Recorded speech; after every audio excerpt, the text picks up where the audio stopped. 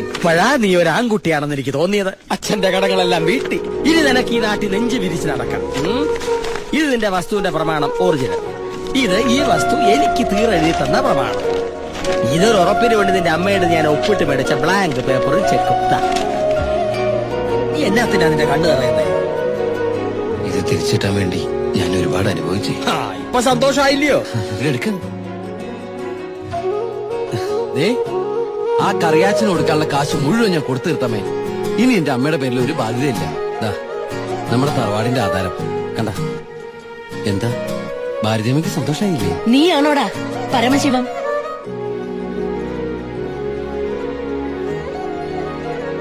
ചോദിച്ചത് കേട്ടില്ലേ? നീയാണോ പരമശിവം? അമ്മ ആരതൊക്കെ? നീ പരമശിവല്ലെന്ന് എന്റെ മുമ്പിൽ വെച്ച് പറയണ നിന്റെ അമ്മയോട്. സാർ, ഈ പാവം പെൺകുട്ടിയുടെ ജീവിതം തകരാതിരിക്കാൻ ഈശ്വരനായിട്ട് അറിയിച്ച തന്നെ.